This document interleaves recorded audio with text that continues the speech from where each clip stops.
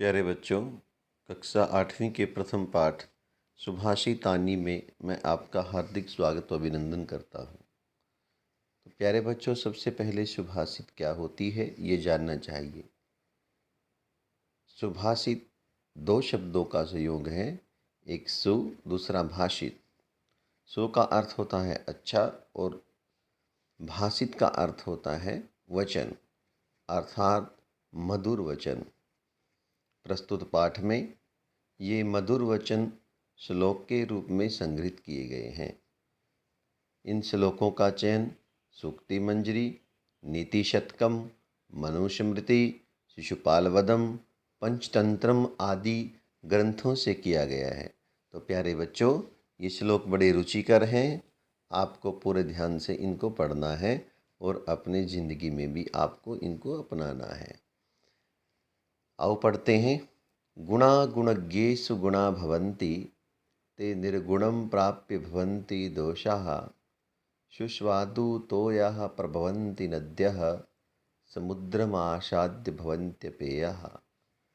इसमें बताया गया है कि जो गुण होते हैं, गुणाः जो गुण होते हैं, गुणज्ञेषु गुणों के जानने वाले व्यक्तियों में, गुणा भवन्ति गुण होते हैं, अर्थात गुण तब तक गुण हैं जब तक गुणों के जानने वाले व्यक्तियों के पास हैं।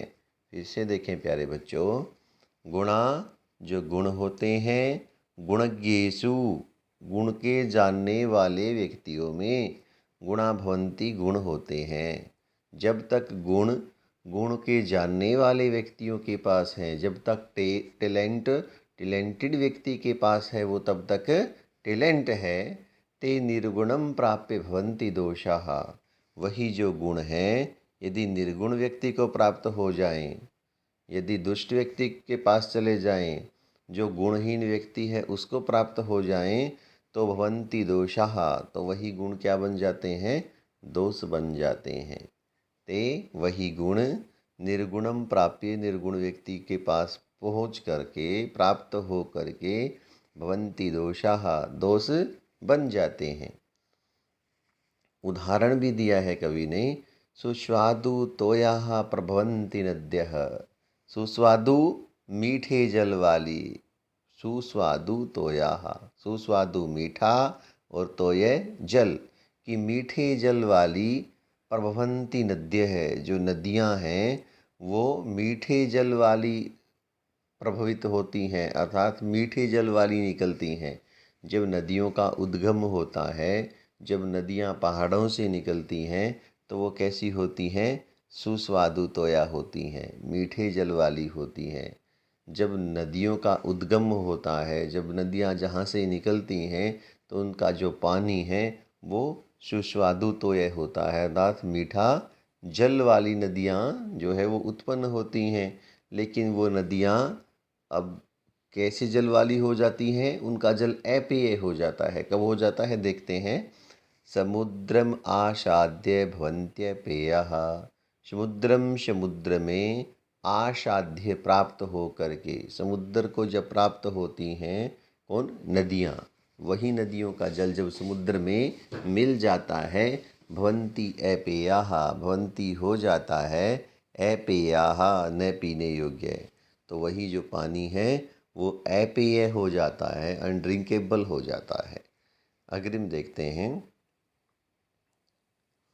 प्यारे बच्चों, इसमें बताया गया है कि जो व्यक्ति ना तो जिस व्यक्ति की संगीत में रुचि है, ना साहित्य पढ़ने में रुचि है, ना कोई कला जानता है, जी सारी चीज़ें जिस व्यक्ति के पास नहीं हैं, वो साक्षात उस पशु के समान हैं जिसके पुच्छ नहीं हैं। और वो तो पशुओं का सौभाग्य है कि वो घास नहीं खाता, वो तिनके नहीं खाता। यदि वो तिनके खाने लग जाए तो पशुओं के तिनके जो हैं वो समाप्त हो जाएंगे, पशुओं की घास है जो समाप्त हो जाएगी। तो प्यारे बच्चों, यहाँ पर उन व्यक्तियों को धिक्कारा गया है जिनकी ना साहित्य में रुचि है, ना संगीत में रुचि है, ना वो कला जानते हैं। तो ऐसे तो व्यक्ति पशु हैं साक्षात, बस इतना फ़र्क है उनके पूँछ नहीं लगी हुई है। और वो तो पशुओं की सौभाग्य की बात है, वो तो पशुओं के लिए अच्छी बात है कि वो तिनके नहीं खाते, और यदि ऐसे व्यक्ति तिनके भी खाने लग जाएं तो जो पशुओं का घास है वो समाप्त हो जाएगा। देखते हैं प्यारे बच्चों, साहित्य संगीत कला विहीनः। साहित्य साहित्य, संगीत संगीत म्यूजिक, कला कोई कला, विहीन विहीन। साहित्य संगीत और कला से हीन व्यक्ति, जो व्यक्ति साहित्य संगीत और कला को नहीं जानता, ऐसा व्यक्ति, इनसे हीन व्यक्ति। साक्षात पशु, साक्षात पशु है, डायरेक्ट एनिमल है। और कैसा पशु है? पुच्छ विषाणहीन है, जिसको पूँछ नहीं है और सींग नहीं है। पूँछ और सींगों से रहित पशु ही है वो। ऐसा मनुष्य होते हुए भी, नर होते हुए भी वह व्यक्ति ऐसा पशु है जिसके पूँछ और सींग नहीं है। तृणम न खादन अपि जीवमानः। तृणम तिनके न खादन अपि, नहीं खाता हुआ भी, जीवमानः जी रहा है। वह तिनके नहीं खा रहा है, वह घास नहीं खा रहा है, फिर भी जी रहा है। तद भागधेयम परमम पशूनाम। यह तो पशुओं के लिए परमम भागधेयम, परम सौभाग्य की बात है, बहुत अच्छी बात है। प्यारे बच्चों, फिर से एक बार देखते हैं।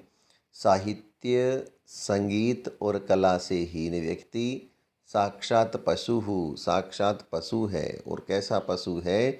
जिसके पूँछ और विषाण सींग हीन है।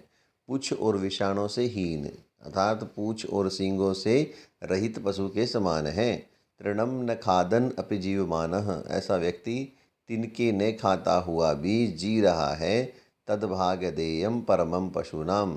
तद्भागधेयम, यह तो सौभाग्य की बात है। परमम सौभाग्यम, परमम तद्भागधेयम, परम सौभाग्य की बात है इसके लिए, पशुओं के लिए, कि वो घास नहीं खा रहा है, नहीं तो उनका घास भी समाप्त हो जाएगा। ये क्या कवि का कहने का आशय है। आगे देखते हैं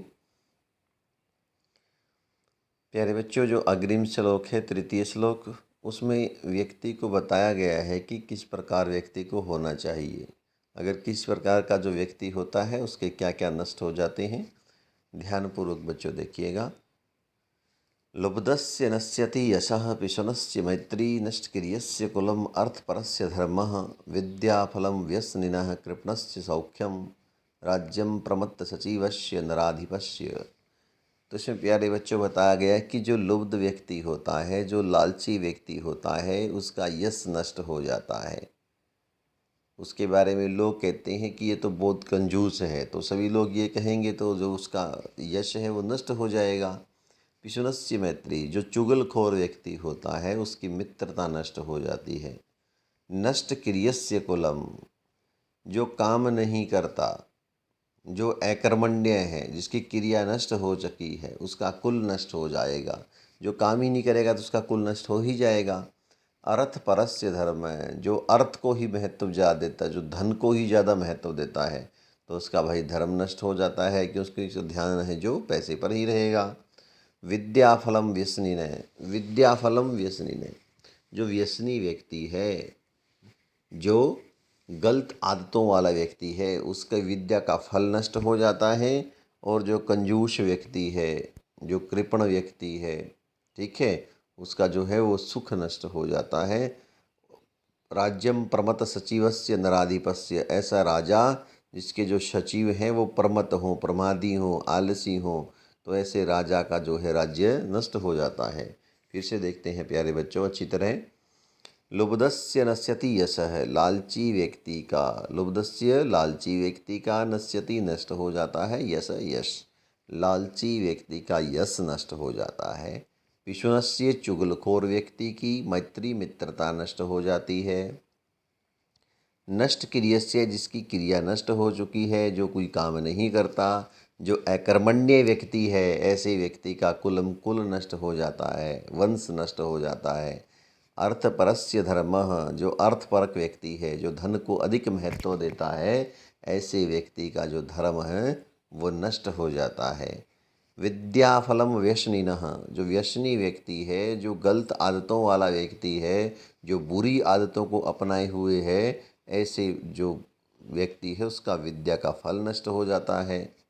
कृपणस्य सौख्यम, जो कंजूस व्यक्ति है, ठीक है, जो कंजूस व्यक्ति है उसका सुख नष्ट हो जाता है, क्योंकि वो कुछ भोगेगा तो है नहीं, वह कंजूसी करेगा और कंजूसी में फिर सुख कहाँ। उसको गाड़ी की ज़रूरत होगी, साइकिल चलाएगा, तो जो कंजूस व्यक्ति है उसका सुख नष्ट हो जाता है। राज्यम प्रमथ सचिवस्य नराधिपस्य, नराधीप नरों का स्वामी, अर्थात कौन? राजा। ऐसे राजा जिसका कौन हो? प्रमथ सचिव, जिसका जो सचिव है, जो मंत्री हैं, वो प्रमादी हो, आलसी हो। आलसी मंत्री वाले राजा का राज्य नष्ट हो जाता है, क्योंकि वो उसको उचित सलाह नहीं देंगे, राज्य के हित में काम नहीं करेंगे, तो उसका राज्य स्वयं नष्ट हो जाएगा। अग्रिम देखते हैं प्यारे बच्चों।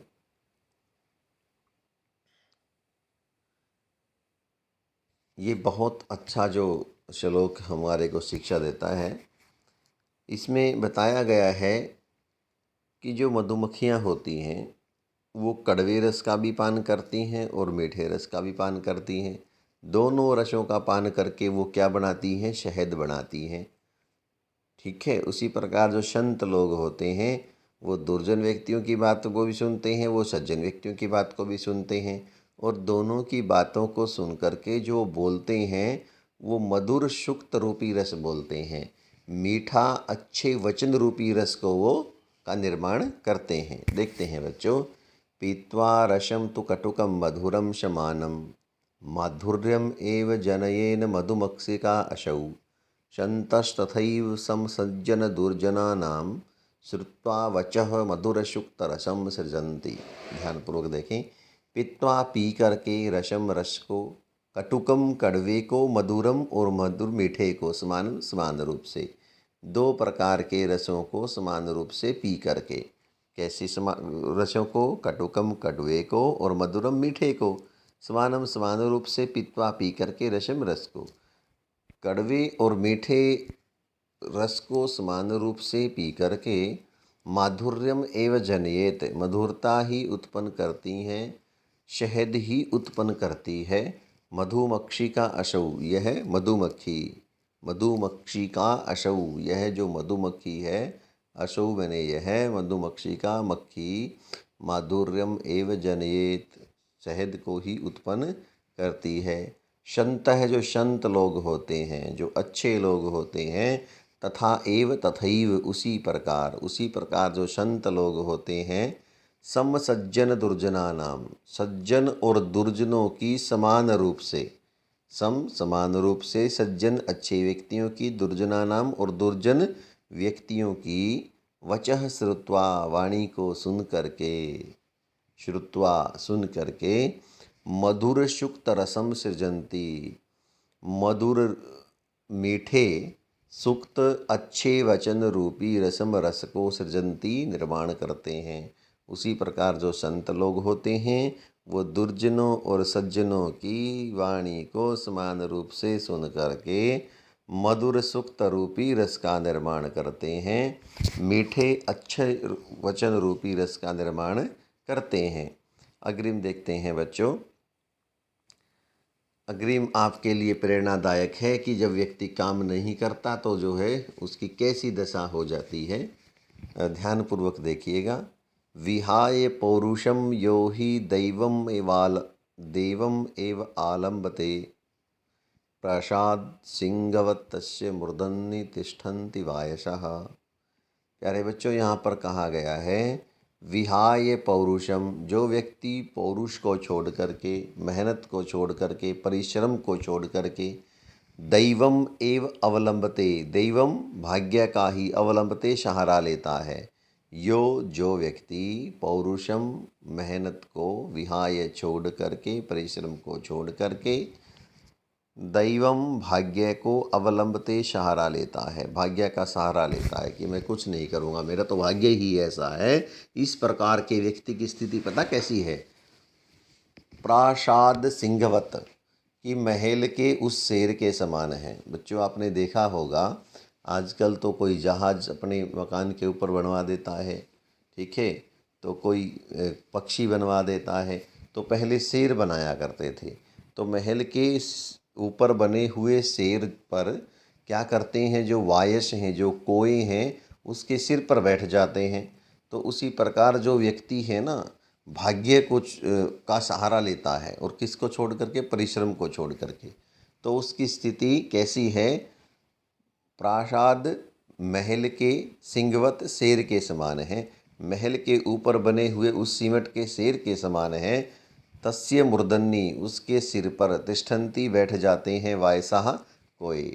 अन्यथा शेर के आसपास तो कोई बड़ा जानवर भी पर नहीं मार सकता, लेकिन उस महल के शेर पर जो सिर पर, महल के शेर के सिर पर जो कोए हैं वो आकर बैठ जाते हैं। इसलिए हमें परिश्रम का सहारा लेना चाहिए, मेहनत का सहारा लेना चाहिए, भाग्य का सहारा नहीं लेना चाहिए। तो प्यारे बच्चों, ये जो श्लोक है, अग्रिम षष्ठ श्लोक, ये हमें वृक्षों के महत्व के विषय में बताता है कि जो वृक्ष होते हैं वो हमें कभी खाली नहीं जाने देते। उनके पास देने के लिए बहुत कुछ है, वो मांगने वाले को कभी खाली नहीं जाने देते। बड़े ध्यान से आप देखिएगा। पुष्प पत्र फल छाया मूल वल्कल दारुभिः धन्या महीरुहा येषां विमुखं यान्ति नार्थिनः। पुष्प, फूल, पत्र, पत्ते, फल, फल और छाया, छाया समझते हैं आप, मूल, जड़, वल्कल, क्या होती है वल्कल? पौधों की छाल, दारुभिः और लकड़ियों के द्वारा। पुष्प, फूल, पत्र, पत्ती, फल, छाया, मूल, जड़, वल्कल, क्या हो गई? छाल, और दारुभिः, लकड़ियों के द्वारा। धन्या मही रूहा, धन्या धन्य है, मही धरती पर, रूहा उत्पन्न होने वाले। कौन? वृक्ष। मही रूहा वृक्ष का नाम है कि वो मही रूह धन्य है, वो वृक्ष धन्य है। ये शाम, जिनसे विमुखम यान्ति, न, विमुख होकर नहीं जाते, निराश होकर के नहीं लौटते। कौन? अर्थिनः, मांगने वाले, याचक लोग, जिनको आवश्यकता है, वो कभी निराश होकर के नहीं लौटते, क्योंकि उनके पास देने के लिए क्या है? पुष्प हैं, पत्र हैं, फल है, छाया है, जड़ है, और उनकी छाल है, और लकड़ियां हैं। तो इन सारी चीज़ों से जो महीरुहा, जो वृक्ष हैं, वो धन्य हैं। ये शाम, जिनसे विमुखम, विमुख होकर के, निराश होकर के न नहीं यान्ति जाते, अर्थी ने मांगने वाले, याचक लोग, उनसे निराश होकर के कभी नहीं लौटते। तो इसलिए प्यारे बच्चों, हमें ज़्यादा से ज़्यादा वृक्ष लगाने चाहिए। अब ध्यानपूर्वक देखिएगा प्यारे बच्चों, आप 7वां जो है वो बहुत शिक्षाप्रद है, और वर्तमान में हमारे लिए ज़्यादा शिक्षाप्रद है, क्योंकि हमने जो है ऑक्सीजन के सिलेंडरों का इंतजाम किया नहीं, और जो कोरोना की आपदा है वो आ गई। तो अब तो करेंगे तो तब तक तो बहुत जनहानि हो जाएगी। चिंतनीया ही विपदाम आधावेव प्रतिक्रिया न कूपखननम युक्तम प्रदीप्ते वहनीना गृहे। चिंतनीया ही विपदाम आदौ एव प्रतिक्रिया, कि जब कोई आपदा आए, जब कोई विपत्ति आए, उससे पहले ही कोई उसका उपाय सोच लेना चाहिए। उसके निराकरण का कोई उपाय, उसको दूर करने का उपाय पहले ही सोच लेना चाहिए। अरे जब भवन में आग लग गई हो, उसको फिर आग को बुझाने के लिए हम पहले कुआं खोदेंगे, फिर पानी लेंगे, फिर उसको बुझाएंगे, तब तक तो लेट हो जाएगा। चिंतनिया, विचार करना चाहिए। विपदाम, विपत्ति के, आदौ एव, प्रारंभ में ही, प्रतिक्रिया, उसके निराकरण का, उसको दूर करने के उपाय का शुरू में ही जो है विचार कर लेना चाहिए। चिंतनिया विपदाम आदौ एव, विपत्ति के प्रारंभ में ही उसकी प्रतिक्रिया सोच लेनी चाहिए कि इस प्रकार की विपत्ति से कैसे निपटा जा सकता है। न कूप खननम युक्तम, की कुआं खोदना ठीक नहीं है। कब ठीक नहीं है? प्रदीप्ते वहनीना गृहे, जब आग के द्वारा जो घर है वो जल गया हो, प्रदीप्त हो गया हो, उसमें ज्वालाएं उठ खड़ी हुई हों, आग की लपटें जो है वो दिखाई दे रही हों, तब तो कुआं खोदने का कोई फ़ायदा नहीं। तो प्यारे बच्चों, यहाँ कुआं खोदना, क्योंकि ये जो श्लोक है ये उस समय का है जब कुएं से लोग पानी लेते थे, तब उस समय के आपके जो समर्सिबल हैं वो नहीं थे। इसलिए कहा गया है कि विपत्ति के आदि में ही उसकी प्रतिक्रिया सोच लेनी चाहिए, उसको दूर करने का उपाय सोच लेना चाहिए। क्योंकि जब जो घर है वो वहनी से प्रदीप्त हो गया हो, वहनी आग के द्वारा जो घर है वो जल उठा हो, तब कूप खननम, कुआं खोदना न युक्तम, ठीक नहीं है। तो प्यारे बच्चों, अब अभ्यास देखते हैं, ध्यानपूर्वक आप देखिएगा। आपने जो ये शब्द हैं, ये जो शब्द और अर्थ हैं, ये अपने आप जो है पढ़ने हैं। ये आपकी श्लोक संख्या 2 में श्लोकों की पंक्तियां हैं। इनको आपने श्लोक में देख करके भरना है। जैसे समुद्रम आशाद्य भवन्ति एपेयाः, ठीक है। तो ये सारे का सारा जो है आपका कार्य है, ये आराम से पूरा हो जाएगा। ये पंक्तियां ज्यों की त्यों मिलेंगी, ठीक है, और इनको आपने पूरा करना है। अब प्रश्न में बता देता हूँ। व्यसनिनः किम नश्यति, व्यसनी व्यक्ति का क्या नष्ट हो जाता है, ठीक है। तो यहाँ पर क्या आएगा, विद्याफलम। आपको ध्यान होगा, व्यसनिनः किम नश्यति, व्यसनी व्यक्ति का विद्याफल नष्ट हो जाता है। जो बुरी लतों वाला व्यक्ति है उसका विद्याफल नष्ट हो जाता है। कस्यः यशः नश्यति, विद्याफल नष्ट हो जाता है। किसका यश नष्ट हो जाता है, तो लालची व्यक्ति का जो यश है वो नष्ट हो जाता है। तो यहाँ क्या आएगा, लुब्धस्य।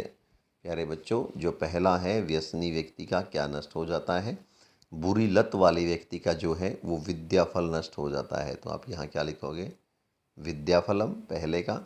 और जो दूसरा है इसका आप क्या लिखोगे, कस्य यशः नश्यति, यश किसका नष्ट हो जाता है, तो आपको ध्यान होगा, तो लुब्धस्य आया था कि लुब्धस्य यशः नश्यति, लालची व्यक्ति का जो है वो यश नष्ट हो जाता है। और मधुमक्षी का किम जनयति, जो मधुमक्षी का है वो किसको उत्पन्न करती है, तो किसको उत्पन्न करती है, वो माधुर्यम, वो मधुरता को उत्पन्न करती है, शहद को उत्पन्न करती है। तो ये आपका उत्तर रहेगा। अग्रिम देखते हैं। मधुर सुक्त रसम के सृजंती, मधुर रूपी सुक्तियों का रस कौन उत्पन्न करते हैं, तो क्या आएगा यहाँ पर, संत है, संत लोग। और अर्थी न केबे विमुखा नयांती, जो अर्थी लोग हैं, मांगने वाले लोग हैं, वो किससे निराश होकर के नहीं लौटते, तो क्या आया श्लोक में, मही रुहेभ्य। क्या आएगा, मही रुहेभ्य। मही रुहेभ्य कौन होते हैं, वृक्ष होते हैं जो मांगने वाले हैं। तो आप केभ्य की जगह क्या लिखोगे, मही रुहेभ्य। और के की जगह क्या लिखोगे आप, संतः, ठीक है। ये आपके श्लोक में भी लिखे हुए हैं, आप वहाँ से देख सकते हैं। ये कुछ अधोलिखित तद्भव शब्दानाम कृते पाठा चेत्वा संस्कृत पदानि लिखत। अब तद्भव शब्द किनको बोलते हैं, जो संस्कृत से उत्पन्न हुए हैं। जैसे कंजूस है, ठीक है, तो कृपण से क्या निकल गया, कंजूस। और जो कड़वा है वो किससे निकला है, कटुकम से निकला है। किससे निकला है, कटुकम। तो आप यहाँ लिखोगे कटुकम, ठीक। अग्रिम पूछ, पुच्छम, लोभी, लुब्धा, मधुमक्खी, मधुमक्षिका, और तिनका, तृणम। ये सारे आपके श्लोकों में लिखे हुए हैं, इनको ध्यान से देखना है आपने। प्रश्न संख्या 5 में आपने कर्तापद और क्रियापदों को अलग अलग उनका चयन करना है, अलग अलग छांटना है, और आपको करके भी दिखाया गया है। देखो, एक जैसे संतः मधुर सुक्त रसम सृजंती, यहाँ पर संतः करता है, सृजंती क्रिया है, ठीक है। तो उसी प्रकार निर्गुणम प्राप्य भवन्ति दोषाः, निर्गुण व्यक्ति को प्राप्त होकर के दोष हो जाते हैं। तो यहाँ पर जो दोषा है वो क्या है, करता है, और जो भवन्ति है वो क्या है, क्रिया है। तो ये आपने ध्यानपूर्वक करना है इसको। गुणज्ञेषु गुणा भवन्ति, गुणज्ञेषु गुणा भवन्ति, पहले में क्या हो गया, दोषाः क्या हो गया, कर्ता, और भवन्ति क्या हो गई, क्रिया। दूसरे में गुणज्ञेषु गुणा भवन्ति, तो गुणः कर्ता, भवन्ति क्रियाः। मधुमक्षिका माधुर्यम जनयेत, तो मधुमक्षी का कर्ता और जनयेत क्रिया। अग्रिम पिशुनस्य मैत्री यशः नाशयति, पिशुन व्यक्ति, चुगलखोर व्यक्ति की जो मित्रता है वो यश को नष्ट कर देती है, ठीक है। तो मैत्री क्या हो गई, कर्ता, और नाशयति हो गई क्रिया। नद्यः समुद्रम आसाद्य भवन्ति अपेयाः, अपेय हो जाती हैं। तो नद्य हो गई कर्ता और भवन्ति हो गई क्रिया। तो आपने इस प्रकार ध्यान से करना है। अग्रिम है रेखांकित पदों को आधार बना करके आपने प्रश्न निर्माण करना है। तो प्यारे बच्चों, ये बहुत इंपॉर्टेंट होता है। इसका ये तरीका है कि आपने सबसे पहले जो पंक्ति दी गई है उसका अर्थ समझना है। गुणा गुणज्ञेषु गुणा भवन्ति, जो गुण होते हैं, गुणों के जानने वाले व्यक्तियों में गुण होते हैं। ठीक है, तो गुण किन में गुण होते हैं? तो गुणा को दिया गया है यहाँ पर गुणाः, तो गुणाः की जगह आ जाएगा यहाँ पर के। ठीक है, के गुणज्ञेषु गुणा भवन्ति और प्रश्नवाचक चिन्ह, ये आपका प्रश्न निर्माण हो जाएगा। नद्यः सुस्वादु तोया भवन्ति, जो नदियाँ होती हैं वो मीठे जल वाली होती हैं। तो नदी स्त्रीलिंग है, तो इसने नदी की जगह कहा। ठीक है, लुब्धस्य यश नश्यति, लालची व्यक्ति की जो है वो यश नष्ट हो जाता है। तो लुब्धस्य की जगह क्या आ जाएगा? कस्य, किसका नष्ट, किसका यश नष्ट हो जाता है। मधुमक्खी का जो है वो शहद को उत्पन्न करती है, तो मधुमक्खी का स्त्रीलिंग है, इसलिए क्या आ जाएगा? का। और तस्य मूर्धनि तिष्ठन्ति वायसाः, उसके सिर पर जो है, तो यहाँ पर मूर्धनि की जगह आ जाएगा कुत्र, क्योंकि एक स्थानवाचक शब्द ये एक तरह से हो गया। और अग्रिम देखते हैं, यहाँ पर आपने जो है वियोग करना है, संयोग होगा, अपने तोड़ करके लिखना है।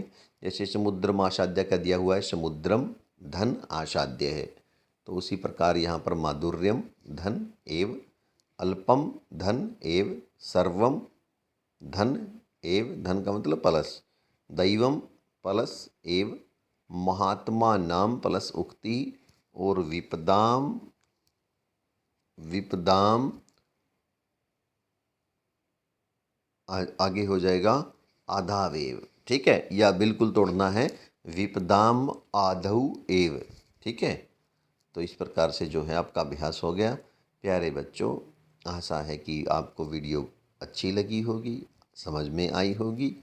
यदि आपको अच्छी लगी, समझ में आई, तो अपने साथियों के साथ शेयर करना ना भूलें, चैनल को सब्सक्राइब करना